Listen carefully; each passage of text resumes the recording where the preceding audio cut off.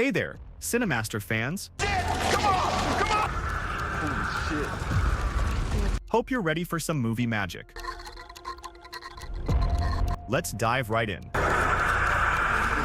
The Cell movie begins at Boston International Airport. Cartoonist Clay is trying to call his family, whom he had to leave behind to pursue his artistic dream. But now that his story is going to be published, he came to Boston to see them again. His phone runs out of battery and all the outlets are being used, so Clay has to use the payphone to call his ex-wife. Suddenly, most people with cell phones at the airport start to writhe and moan in pain, still holding their phones. A shrill noise echoes in their heads, and soon they start foaming at the mouth and mysteriously turn into zombies, attacking the few unaffected people, with violence and chaos taking over the airport. Clay sees a zombie attacking a woman and hits it to save her. There's a guy feeding on a dog and another falling from the second floor. There's a teenage girl who wants to call the police, but as soon as she picks up the phone, she starts to transform too. This girl crashes into the wall and seems to enjoy it. A restaurant cook uses his knife to attack people, and Clay defends himself. When chaos erupts,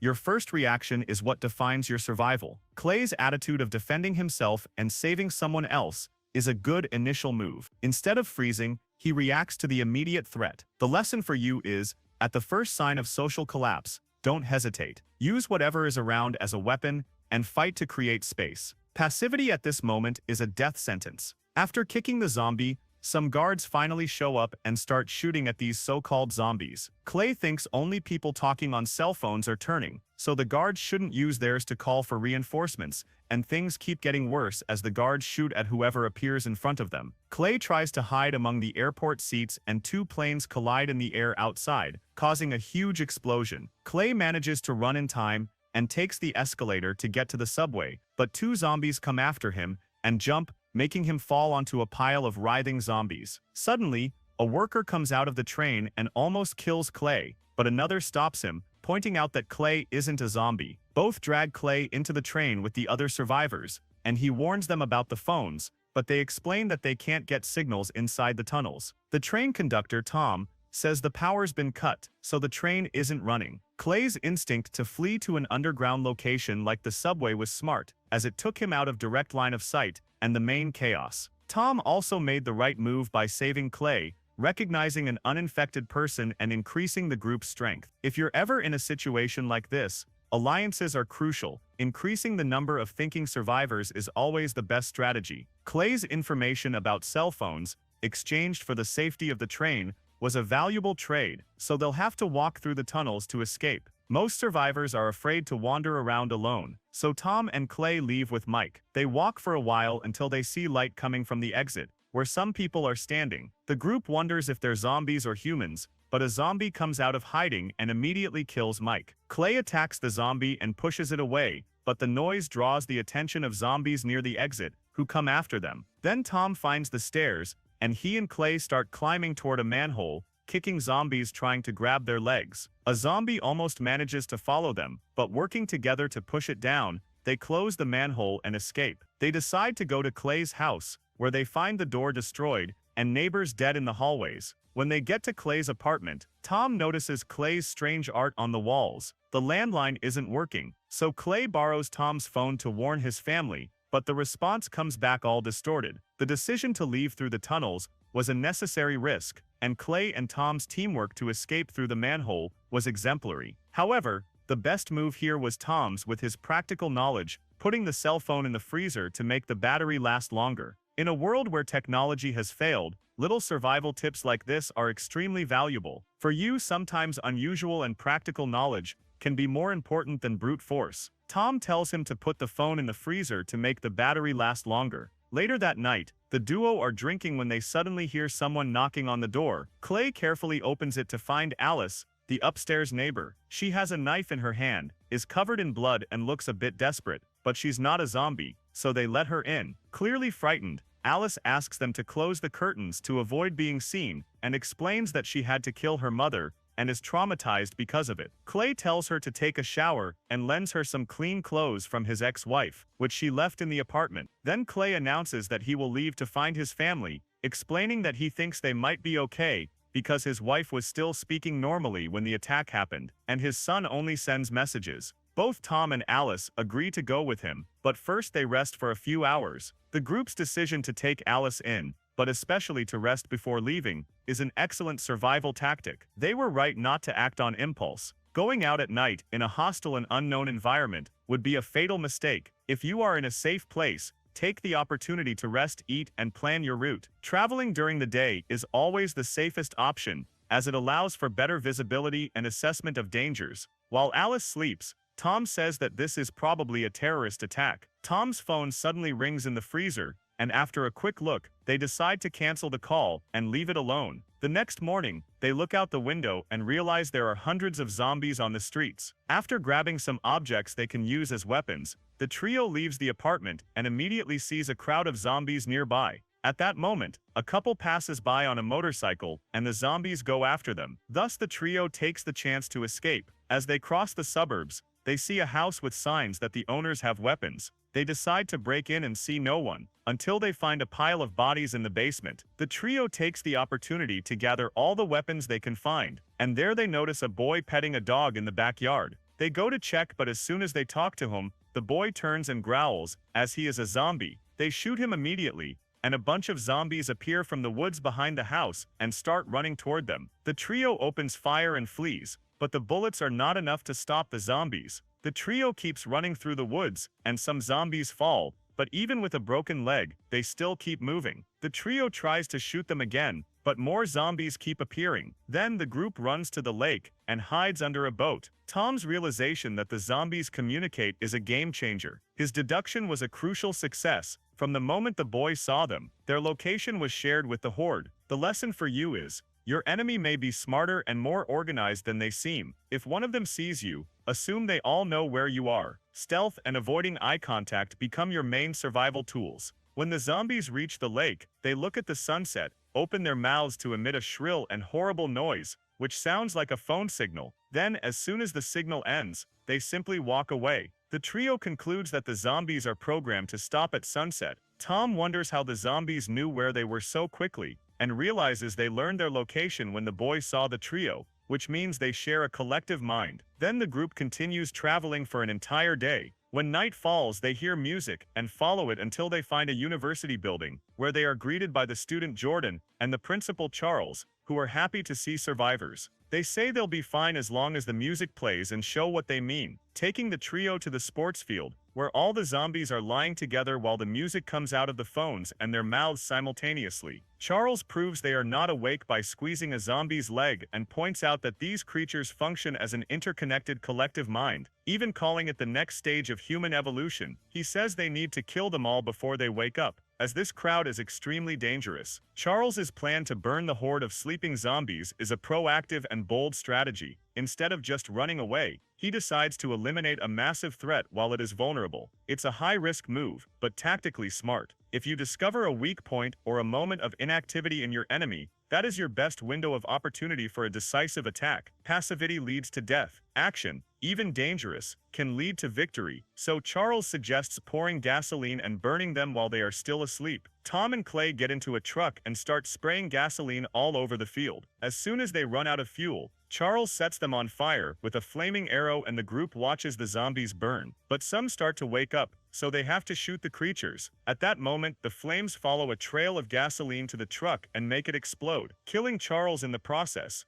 Jordan has a breakdown, and Clay needs to comfort him, feeling a strange sensation coming from the burned bodies. The group decides to leave the university. After a while, they find an empty drive-in to hide during the day. Tom prays for the future of this group, and they go to sleep. But Clay hears a strange noise coming from the bathroom. When he goes to check, he is shocked to find the man in the red hoodie with his ex-wife. At that moment, Clay wakes up and realizes it was a nightmare. But when he talks to the others, they discover they all dream about the same guy. And it's very strange, because the Night Traveler is a character from Clay's comics. The shared dream is vital information that changes the nature of the threat. It is not just a physical apocalypse, but also a psychological one, with a possible leader or central entity. Your survival tactics need to adapt. Now, besides fighting zombies, you need to understand and combat this psychic influence. The threat is not just outside, it may be trying to enter your mind while you sleep. When night falls, the group goes out and finds a pile of burned cell phones nearby. Suddenly, Tom and Alice's phones ring,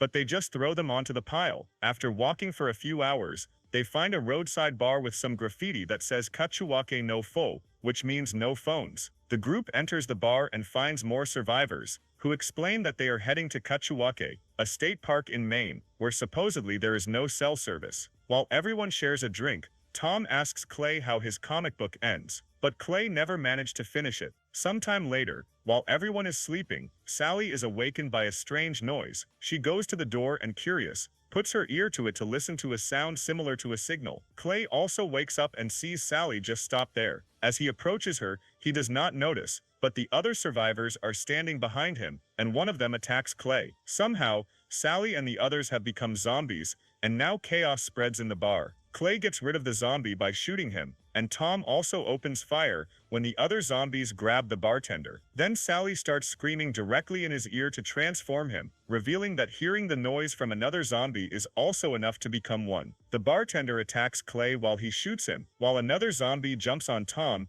Alice quickly saves him with gunshots, and Sally uses a bat and knocks her down. Tom immediately kills Sally, who was the last zombie still standing. The discovery that the infection can be transmitted by sound is a devastating change in the rules of the game. From this point on, silence and distance become as important as light. Alice was brilliant in saving Tom quickly, showing that, in close combat, quick reflexes are essential. If you were there, the lesson would be, when fighting an enemy, always assume it has an attack method you don't know yet. The group rushes to cover the bleeding Alice with blankets. They take her outside so she can see the sunlight one last time. Alice does not survive and ends up dying. After burying their friend, Tom, Clay, and Jordan continue traveling, unaware that a man in red is watching them from afar. A few hours later, they find a camp with Ray and Denise, who confirm they are zombie killers. They have already tried Kashoke, but discovered that the phone-free zone is a lie. The park used to be like that, but when they built a casino in the area last year, they also installed a huge cell tower. Ray and Denise have also had dreams about the man in the red hood, and Ray believes that killing him will defeat all the other zombies. Ray and Denise's information that Kashoke is a trap is one of the most important moments of intelligence in the movie. They made the right move by investigating the rumor instead of following it blindly. For you, the lesson is fundamental. In an apocalypse,